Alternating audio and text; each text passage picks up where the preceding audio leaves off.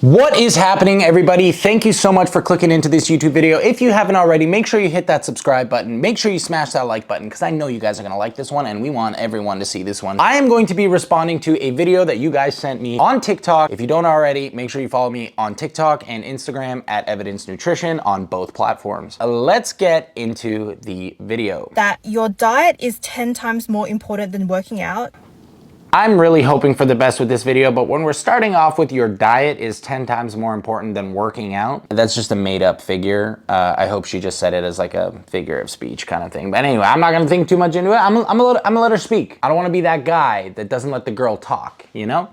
And let me tell you why. In this photo, this is actually about 2 years into my fitness journey. And the reason why I looked like that is because around like mid last year, I started developing extremely bad eating habits and I had a really horrible relationship with food. So my diet was like absolutely trash. Now fast forward 4 months later, this is how I look. And the reason why is because I fixed my diet, I fixed my eating habits, and I ate in a calorie deficit. I'm glad she acknowledged a calorie deficit because that is a large transformation to happen, and I'm really thankful she didn't say it was like from a juice cleanse or something. I mean, with you guys, I never know, you know what I mean? Like, you guys could send me the most outrageous things sometimes. I'm going to tell you some of the things I was doing wrong that made me gain all this unnecessary weight, and also everything that caused my bloating issues. Number one, I had an extremely unbalanced diet, and all I cared about was eating as much protein as I could. All you see on social media is like, oh, you have to eat tons and tons of protein to see gains, and like protein this, protein that. And I also fell into that trap. And as a result, I severely lacked fiber and vegetables in my diet. So yes, you do need to eat a high protein diet, but specifically 0.8 to about 1.6 grams of protein per kilogram of your body weight is adequate. The reason why we want a high protein diet is it helps to signal for muscle building and muscle growth, which we want, and it also helps to keep us satiated. That said, she does have a point. We could go down a road of eating more ultra processed foods as a result of that. For example, eating a lot more foods like protein bars that are labeled as high protein but actually are pretty high in calorie. There's like 300 plus calorie protein bars that you could probably easily eat like 2 or 3 in a row. And in an extreme situation, if you were only eating foods that are labeled as high protein, you could still significantly overeat your calories, which I'm gonna guess she did. If you also eat a lot of foods that are liquids or broken down, you will be significantly more likely to overconsume calories because they are less satiating because they're already mechanically broken down. Trying to shove in as much protein as I could, and like when I looked at food, No obsessive behavior with food is a good thing, by the way. I saw was like how much protein it had.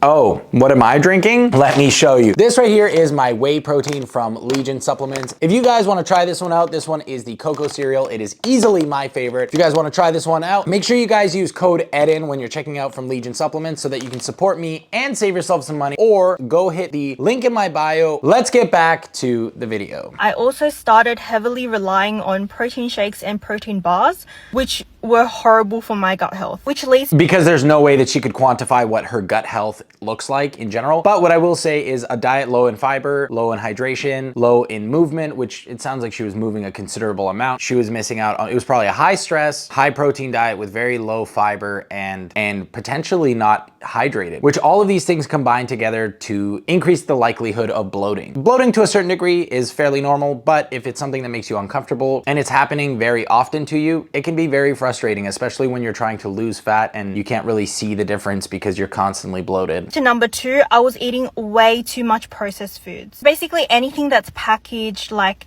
protein bars, snacks, chips, chocolates, like anything that's pre-made, frozen pizzas, frozen pies, sodas, soft drinks, and Yo, don't talk shit about frozen pizzas. Those things are fire. food that's not in its natural form. So like fruits and vegetables are in its natural form. Anything that's not like that is processed foods. And That's actually not true. Anything that's processed is anything that is processed, which means if I took this kiwi and I cut it, that's a process. We want minimally processed foods, which is what she's referring to. So fruit would be considered as minimally processed. No matter what form it was in, if I sliced it or whatever, that would be minimally processed. The moment I started adding like sugars and stuff to it and making it into a juice, then it would be considered processed. And ultra processed foods are the foods that she's actually referring to, like chips, protein bars, snacks, all of those kind of things. Those are called ultra processed foods. And then we know, if we look at the literature, especially in countries like Brazil that utilize a ultra processed scale, that instead of a food pyramid, they use a scale of processed processing. We know that diets that fall on the minimally processed side of that scale are significantly less likely to overconsume and be higher in fat. And we know that those people with the minimally processed diets tend to maintain lower body fat percentages. So just using that data, it would be beneficial to you to potentially include less of these ultra-processed foods in your diet, especially because ultra-processed foods are highly palatable, they're not very satiating, and they're usually considered convenience foods. So they're easy on the go, which makes them very tempting, and they taste very good, but they're generally fairly dense in calories, despite in some cases having some protein in them. So much harder to digest, causing your digestive system to have to work harder to break down that food, leading to bloating. Okay, this is where she's wrong. Foods that are more processed are actually, in most cases, easier to break down, especially if we look at something like a juice form of kiwi, and especially if we use that example of like almond butter to almonds. We know that by consuming the exact same amount of calories of almond butter to almonds, we are more likely to utilize and absorb more calories from almond butter than we are from almonds. Just because our body is imperfect in how much it can absorb, a lot of it will get digested out as waste. So the almond butter, which is more processed, is actually easier on the gut in a lot of cases, and your body is gonna have an easier time using more of that energy that you consumed. Also, these foods are significantly less satiating. For example, almonds are more satiating than almond butter.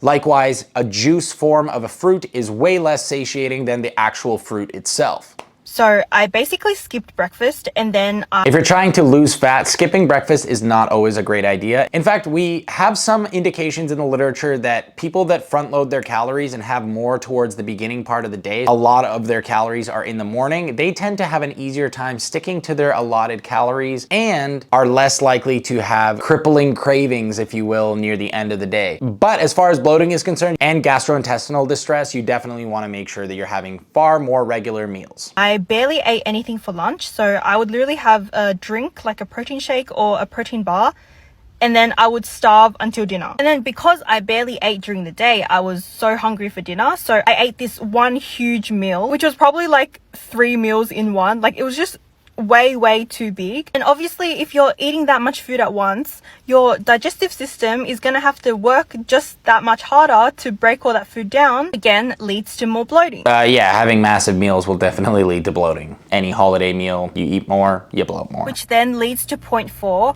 I was intentionally starving myself. And this was probably one of the biggest reasons why I was bloating so bad. But basically, when you're not eating food, your body isn't producing the proteins it needs, so it replaces that with water. So when you don't have food in your... Wait, what? Your body can't replace protein with... Oh my God. System, your body stores more water, which basically causes you to bloat even more. Say you starve for the whole day, and then when you do eventually eat again, you're probably going to end up overeating because your body has... This point is more likely the cause of the bloating. You are more likely to overconsume because you've got hungry eyes, and you're going to tend to crave things more because you've been hungry all day. You're grabbing whatever's most convenient because, again, you're starving. Your body has to make up for all that food that it didn't get during the day. When you see food, you're going to keep eating until you feel satisfied. Yeah, you're gonna keep eating until you feel satisfied or full rather than eating until you are not hungry anymore. And that's probably gonna be way more than your body needs. Also, I had a really bad habit of randomly binging one meal, so like eating tons and tons of food, and then the next day I would just barely eat at all because I thought it would balance it out. And while yes, it is about calories in and out, this is a very toxic diet culture way of viewing your consumption of food. It really occurs when people obsess over hitting their macros day to day. If you spread your macros out over a week and tend to, you know, maybe if you divulge in a larger meal one day and you end up, let's say 500 calories over your total calories intake for the day. Total calorie goal for the day is 2,000 calories. If you go 2,500 calories one day and the next day you go, I gotta hit only 1,500 calories the next day to hit my calorie goal, well, that's gonna be very challenging because that's a very big drop in your calories from one day to the next. You're gonna really struggle to adhere to that goal. That seems like a very short-term focused outlook for a very long-term focused goal. Like, you're not trying to lose this weight for tomorrow. You're not trying to lose this weight for next week. You're trying to lose this weight to leave it off for life. So you don't wanna make it harder than it needs to be. You wanna actually make it as easy as possible every single day. So what I would suggest instead is to, let's say, spread that and say, okay, I overconsumed yesterday and my goal was 2,000 calories. I went to 2,500.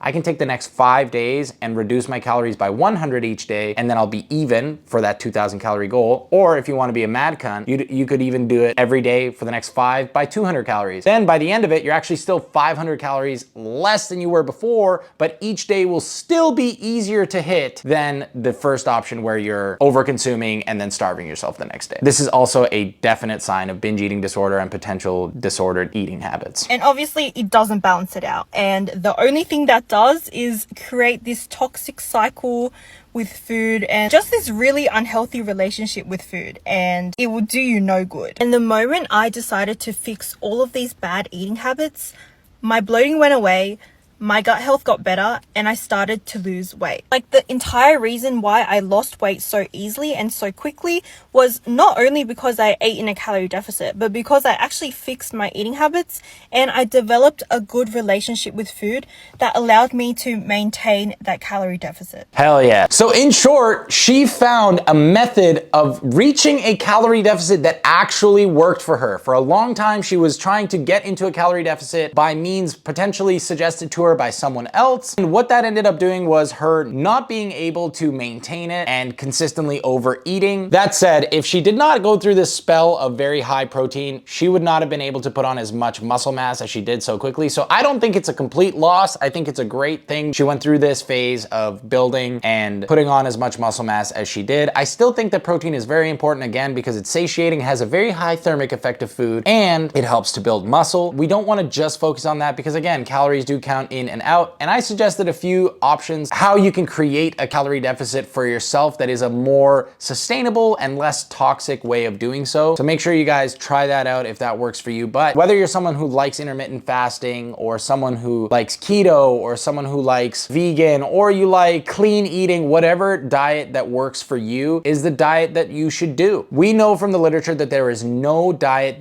that is the best diet for fat loss. The best diet for fat loss is the one that you can actually adhere to for a prolonged period of time. So if you guys like this video, make sure you guys smash the like button, hit that subscribe button, and let me know down in the comments below what you guys want to see next. Thank you guys so much for watching. I'll see you guys in the next one.